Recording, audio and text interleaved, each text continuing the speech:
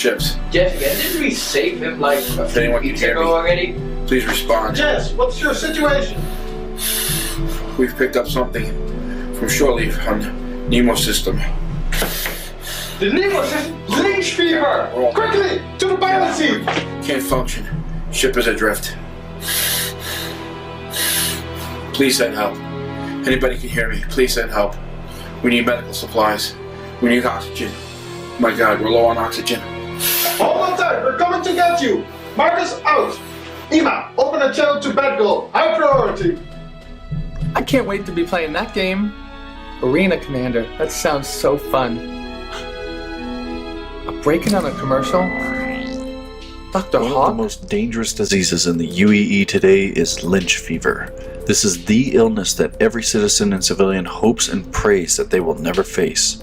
To investigate this further, we reviewed the case of citizen Ruscia's wife, Julie, who contracted the disease in the GOS system. As it is in currently stage 2, to recover the patient would require heavy treatment and surgery, which is both expensive and currently not yet covered by any insurance companies. How horrible. Incoming transmission from Colonial Movers. Marcus, Sarzu. Batgirl, moments ago we received a distress call. It's gas. We are on our way to pick him up in the Nemo system. High probability of lynch fever. What can I do to help? We need advice on how to handle the situation. And medical facilities to take care of him once we've retrieved them. I'll make the necessary arrangements. There goes that day of playing Arena Commander. Oh, get back to me once you have them. Thanks in advance. Movers out. Only one person could help. Dr. Hawk. Open channel to Dr. Hawk. Dr. Hawk here. How can I help you? Hello, Dr. Hawk. One of our friends has come down with lynch fever. Can you take care of his treatment? If you bring him to my clinic, I can waive the costs of my staff, but unfortunately that still leaves a hefty sum required for the needed supplies. As well, we would also need to find a suitable organ donor or compatible organ for him, neither of which I have. So the best thing you can do at the moment is bring him to me. Thanks, Dr. Hawk. I'll get right on it. Where to get those organs? Zombie could help. I have so many friends. Zombie receiving. Zombie, our friend Jazz Arrow came down with lynch disease, and, well, we need you to get some, will you be able to help? Zombie donate out the organs from private stash for failing organs. Great. I'll tell the movers to get him over to Dr. Hawk's. I'll provide the funds. You meet us there as soon as you have them. Set course for the Falcon system. Incoming transmission from Colonial Oh, Movers. Marcus, Sarzu. Sarzu here. We've picked up Jess and his crew and put them under quarantine. Don't ask how we did it, but it involved boxes and Egyptian cotton. Where can we take him? Rendezvous at Dr. Hawk's clinic in the Falcon system. Affirmative. Move us out. I'll see you there.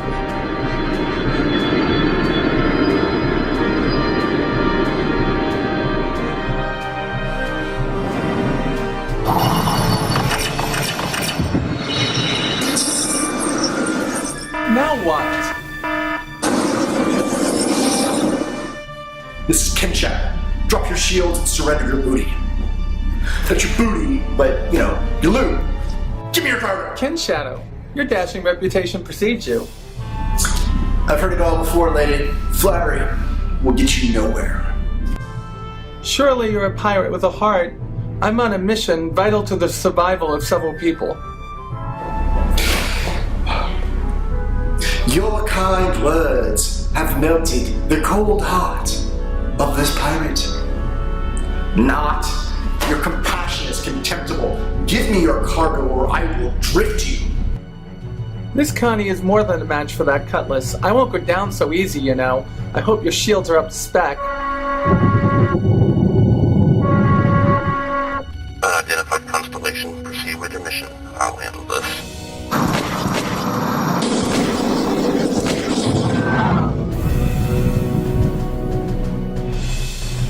Now you are mine, the goddamn. You've had your last laugh at my expense. No one gives me expired coupons. No one! You really need to chill out, Ken Shadow. Dude, go smoke a hookah. shove this hookah so far up your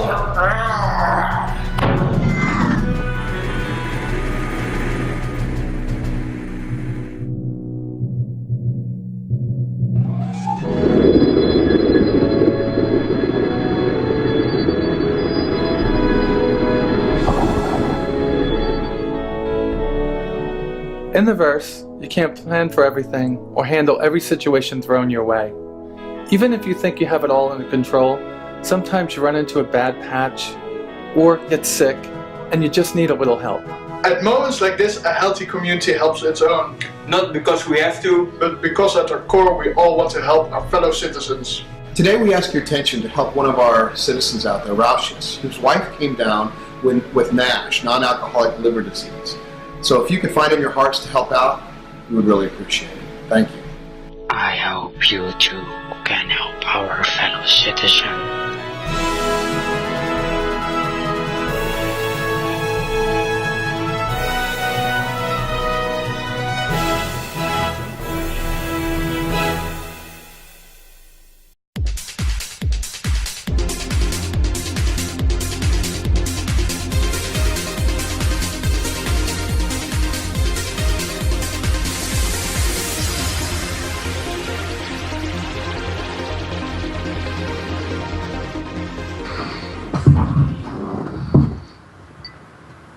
Oh, hey there! Hey! Hello! What's going on, everybody? Welcome to Ladies Around Table LORT Live. Oh my Episode goodness. 24. Is it 24? Jiminy 24. Christmas. Oh my And goodness. if you did notice, the title of today's episode, or tonight I should say, is Glenn Beck Lost His Cookies. Actually, More it on says that how to later. gear up for 3, so. That's only nobody would say I don't know. that. No, it's been not what it updated. says on It's been mine, updated. but- Oh, it It's has Glenn been Beck. updated. Okay, it's It's Glenn Beck. Beck's. Yeah, Cool. we're going to get into Yeah, that he later. definitely tossed some cookies. Yeah, we'll get into that later tonight, but right now I want to focus on our fabulous guest, Miss Kate Edwards. She is the executive director of the International Game Developers Association, and she's been in that position since 2012. And as we all know, I'm terrible at introductions. So, hello, Kate. I'm going to let you kind of break it down what you're up to, my dear. Sure. Thank you very much for having me on. I appreciate it. We're happy to have you. Yeah. Well, thanks. So what am I doing? So basically, I am Queen Cat Herder of the universe of game developers. So That's amazing. we are an organization that has thousands of game developers worldwide. We have like 125 chapters around the world and about 25 special interest groups that are like women in games and writing and programming and all kinds of other areas within the game industry. So, you know, the IGDA this is actually our 20th anniversary this year, which we celebrated at GDC. Oh, And, give us some applause. Woo. Producer Ryan, give us Yay. some applause. She's a little slow. Yay! There we go.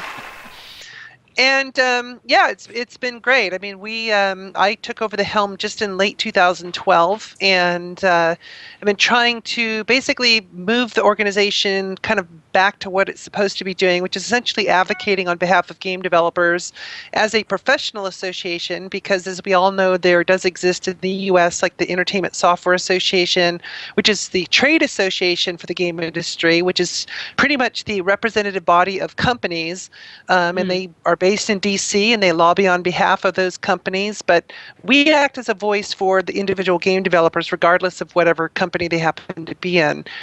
And so we listen to them. We try and serve their needs in terms of professional development. Our chapters around the world serve as a community where game developers can come together and talk to each other and get to figure out what they want to do, find mentors, all that kind of stuff. So I mean, there's a lot of different game developer communities out there, but the IGDA ones, one of the unique things about them is that they do connect those developers to chapters all over the world. Because we do have chapters that collaborate with each other quite a bit.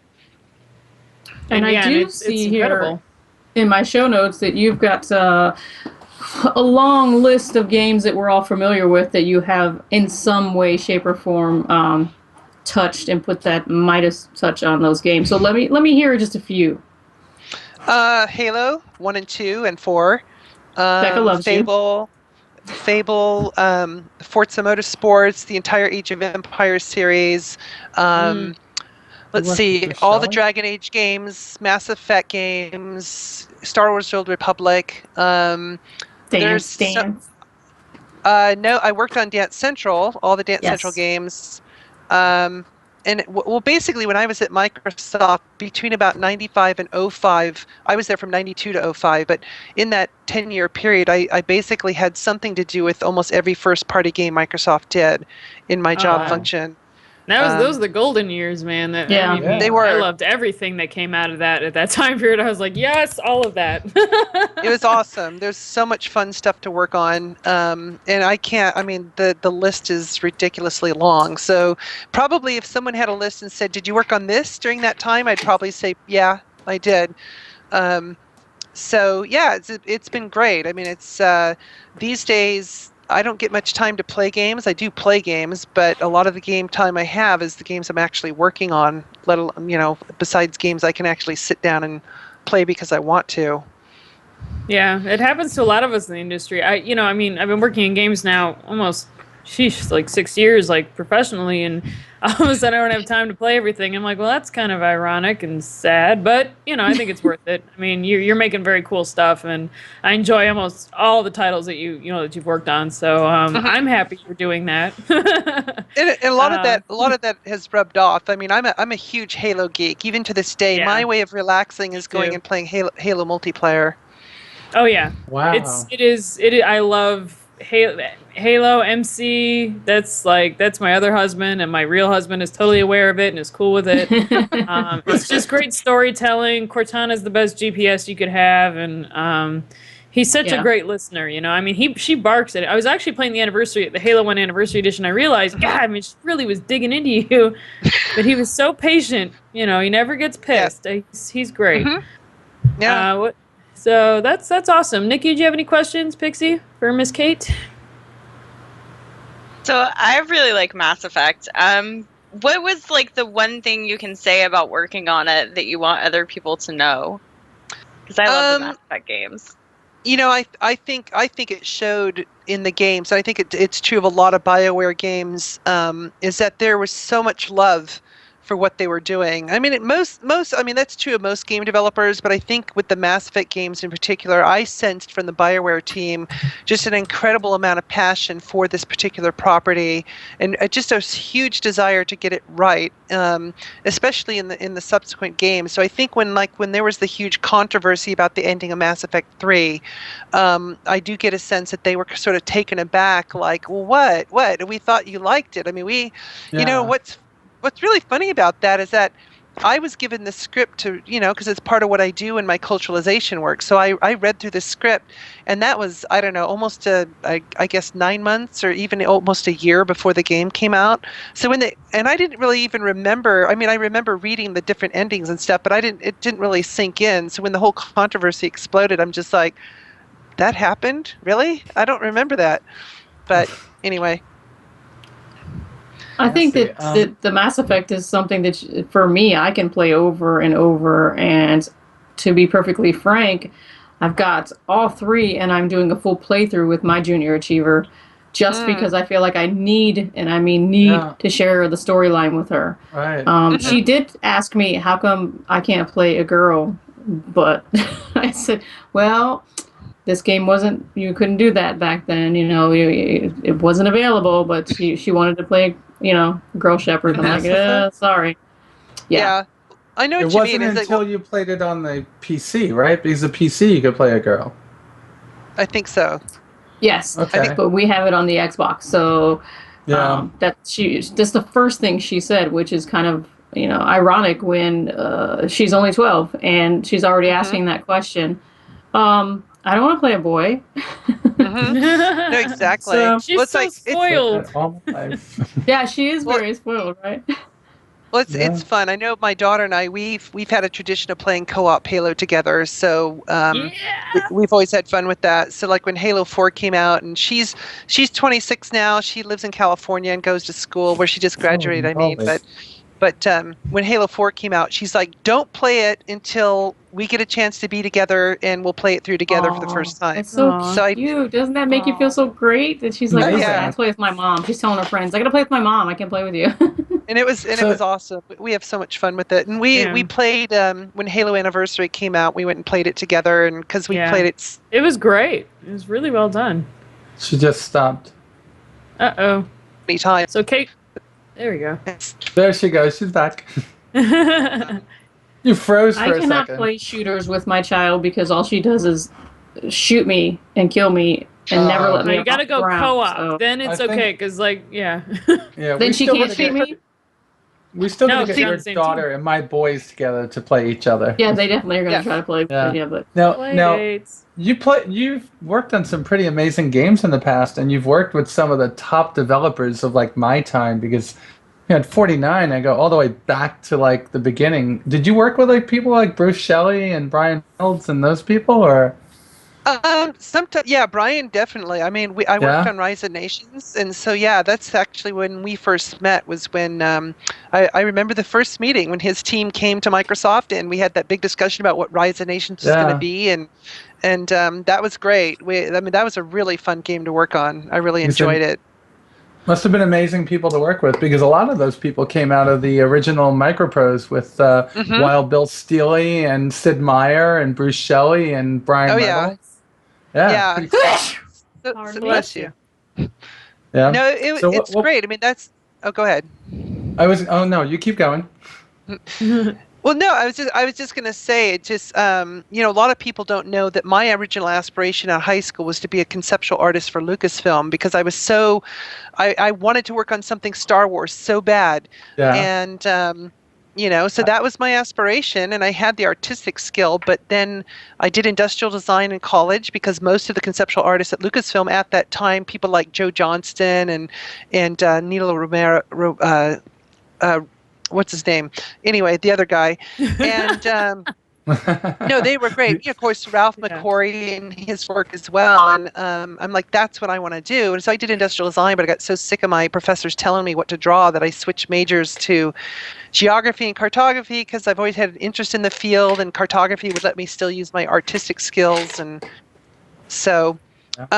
But anyway, that's when, many years later, I got to finally work on something when I worked on Star Wars The Old Republic for 3 years, which was awesome. It's a lot of fun. Awesome. Game. Oh, that was one of my favorite games. Yeah. Woo! I think we all so good. Well, which one of The Old Republic? We're talking about the BioWare MMO, not the BioWare. Yeah. Okay, the RPG was so much better. But yes, The Old Republic, KOTOR. I still play the SWTOR. I still play. But I wish I'd worked on KOTOR. KOTOR was awesome. Awesome. Yeah. That was incredible. But no, they're all pretty cool. I did really enjoy that universe a lot. And if you're just a Star Wars nerd, you can't help but get into it. So what I'm going to do now is I'm going to kind of get us into some hot topics. And Kate, we're going to have you jump in. I know we're a bunch of loudmouth women, but I'm sure you can hang with it. Oh, yeah. So we're going to start off. I know Shriv has some news for us about Lego, which is incredibly cool. So I'm going to let Carmen take that away. Yeah, I was pretty excited. I don't know if you guys have seen. There's going to be a link coming up in the channel if you have not seen this. But Lego, we are giving big props and shout out to Lego, because they have just released their greenlighting, their female scientific miniature figure sets. If you're into the Lego and you know what I'm talking about, they come out in a little package. And I think they're somewhere between $5 and $10 normally, and it's just a small scene with the Lego female scientist. And this is pretty freaking awesome. She's pretty adorable. I am going to get every single one ×2, because remember, I have to give one to Junior Achiever and keep one for myself. One for you. So I am so excited, and if I cannot find them in my local area, because there's going to be a rash of people running and screaming and elbowing and whatnot, because it's going to be like the Cabbage Patch thing. We're going to have to throw some elbows and push some people out of the way. But I'll get mine. Don't you worry. I don't know about you guys, but are you excited about the Star Wars female scientists? I mean, come on, Pixie. Awesome. Yeah. Yes. So I love Legos, and my actual favorite Legos. I would have cried, in all honesty. I cried during the Lego movie. That's what I couldn't help it. Couldn't help it. Okay, Bawled like a baby. But like I love Legos, and for me in particular, like I remember playing with Legos in like my spare bedroom at my mom's house, and I had the little like Lego vacuum where like once you were done with everything, you could literally just like roll it over the floor and it would like vacuum This up did not the Legos. exist for Bonks and I and Nikki. And I went like to YouTube with this immediately. I Yeah, we I didn't have remember something. this, and I was like, I was so excited when I heard about this. I was like, thank you, Lego, for finally putting out something that like I feel like I personally can relate to more, because I do think that there are a lot of male Legos. There's a lot of sausage in the Lego world. Dude, you are spoiled with your Legos. We had to pick that crap up off the floor, Yeah, get it dude, from I the can't go dog. vacuum. You had to get Things it underneath the gangster. couch. Oh, Yeah, heck there's no. vacuum. Wow. Okay, I'm jaded now. Hey, just so you know, agree. My viewers say that we're lagging something fierce. I know. Well, guys, Yeah, just we've try to seen hang it. with us. Twitch, Yeah. I will fight it personally. I will fight Twitch. Put me in the ring with it. But for right now, just try to hang with us. Try refreshing your Hang out, browser. yeah. And if write you a if nasty you happen worded to letter. miss a lot of the show, don't worry. You can check it on the YouTube later on tomorrow. We'll So, be- Bonks, what do you think about this here vacuum? I don't know about this vacuum, but I do love the That science. vacuum, I need to find it. We're going to find a video. I need to see that thing immediately. It's already posted in chat. It's She's amazing. already got it in there, but I'm Woo, working Pixie, right now. bring But I'll it. watch it later. I'm gonna be so excited. So let's go from Legos, which is a fun and very transparent company, to the CIA joining Twitter. And their first tweet was, "We cannot confirm nor deny that this is our first tweet." And everyone thought, "Oh man, that's totally funny," which it is. It's very Stan Smith. But a few thoughts crossed my mind. One, that infamous line isn't terribly funny, because I believe, if I'm not mistaken, it was referring to the Russian missiles that were sunk on the bottom of the ocean, and that was when we can neither confirm nor deny, and it's like, oh, so we're fucked. So it's not terribly funny, but I guess it's funny now. It's been long enough. And then my second thing is, how shitty of a CIA agent are you that you are now the social media monkey for the CIA? Like, what are we gonna talk about? Like, I mean, it's not like we're like, hey guys, how, like, and what do they get? They're like, how are those dolphins? I see that you're eating steak for dinner. Am I being weird? Like, I don't know what the fuck they're gonna talk about on Twitter. And it's Did you just ever hear about We the can't group? confirm or deny. We have a Twitter. Yeah, Again. did you ever hear about the people that they had to join the World of Warcraft? That they were playing it? Oh, And yeah. Was that the Oh, people NSA get or was caught that the up. CIA? I believe that was under CIA. I don't remember. Oh my but God. People get caught up for criminal shit all the time on video Yeah, games. but It's happening CIA, here. not criminal shit. That's CIA doing it, Yeah. not FBI. Listen, You mean like the Chinese I'm okay government with that. forces? You know why? Yeah. Because as a parent, monitor the heck out of these people, because I would rather you monitor than not. You know what I'm saying? Wait, Kate, what were you saying? Wait, what were the Chinese? Because the Chinese do lots of fun stuff. Which one were you talking No, about? I was saying it's just like the Chinese government purportedly forcing prisoners to play Warcraft to mine gold in order to raise money for the government. Awesome. That's the That'd be best awesome. thing ever. That is pretty awesome. That one's pretty like good. that. Allegedly, I don't know. I believe it personally, but That's spankin-tacular. So that's fun. Nikki, you had a thing. I had Talk a about thing, your so we're up to me already. So I mean, we can announce right now that CIG just passed $45 million in crowdfunding. And if So for those who don't know what amazing, CIG right? is, what Cloud would be Imperium CIG? Games. Cloud Imperium Games. They're making Star Citizen, which is still 18 months out, but they have a couple of modules out now. And man, could they use you, Kate? You can go there and build us beautiful ships and do all sorts of things. I'd love to. So you know what, I'm wondering, because I'm looking at it, and from the beginning I'm saying, you know what, you're not buying these ships, you're pledging to help build a company, but at $45 million, you're not pledging anymore. You're buying ships. You're buying virtual ships for real money. Yep. So has this changed the way that we're playing games from now on? It's like, are you buying Kickstarter in? games? Yeah. Well, I think Oh, no. it's not. It's it's not only that. I think it's changing what is valuable to people. I mean, where does value really lie? I mean, because it used to be where value was associated with the real good, something that you can hold in your hands. But we've been slowly building up to this thing about virtual objects and and all that kind of stuff that you can buy in games like swords and everything. And of course, we had a story I think a year or two ago about I think it again was in China where someone was killed because. I mean, literally murdered because they lost their friend's special sword in a game, and I had a customer. Oh, go on. Go ahead. I'm sorry. I'm hearing you lag, so I'm sorry. That's okay. No, go. Go on, no, Nikki, I'm saying, and I had a somebody at my job that talked to me. His son works for Riot, and his son was one of the guys that bans the people and had banned somebody and it had to have police escort and people sit outside his home because he had death threats and bomb threats. And it's crazy because the kid's account was worth a lot of money. He was on one of the top esports teams. That's why it was. Yeah. Well, I mean, the recent story, what was that story, I think a month ago or so, about on EVE Online, how that one ship was destroyed by faction and it was worth like I don't know what they remember that. I played a trillion-esque or something like that. It was nuts. Yeah, it was insane, and people were Eve. But people can make a living with Eve. It's that weird. was billions of ISK. The big thing on Eve was the great bank heist where they took trillions of ISK from people, which is real currency.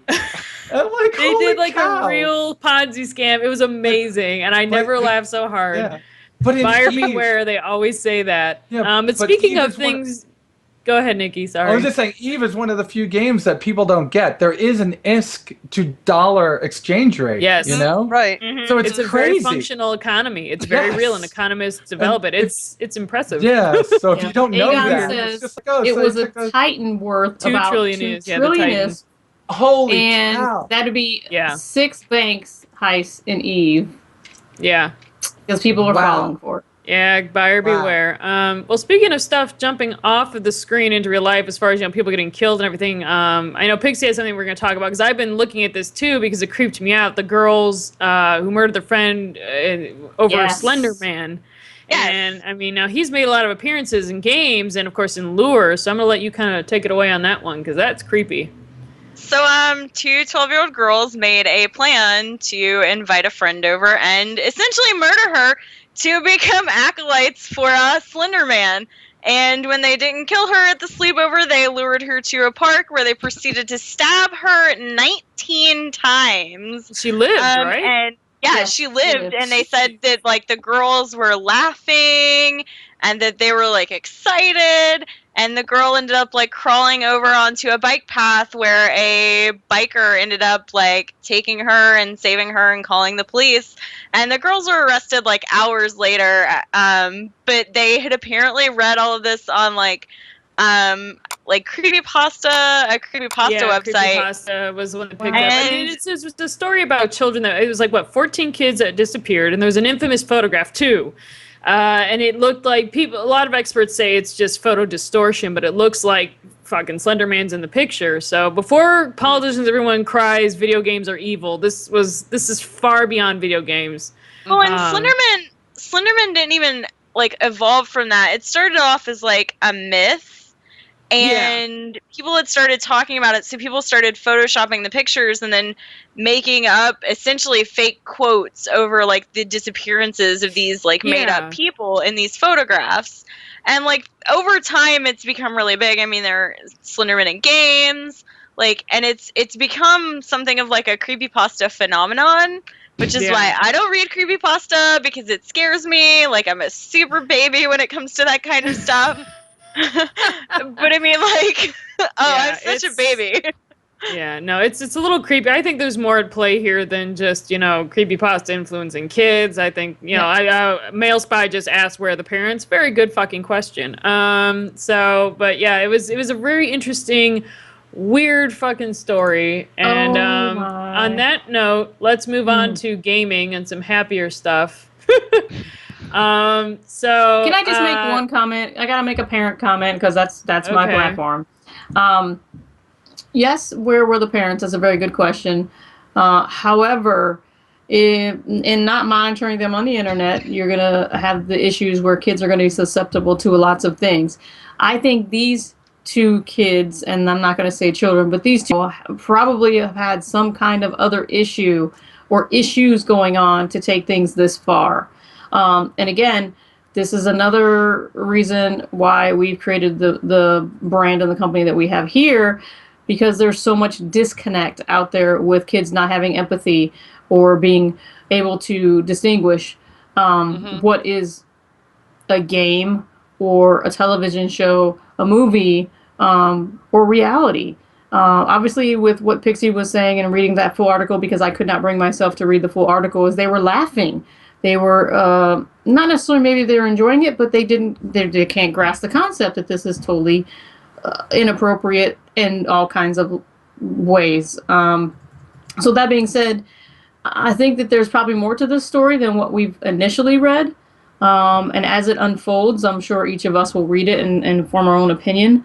But we don't want to happen is glorifying things like this in our social media and keep dragging it on and on about Slender Man and these kids. That's how things get blown out of proportion.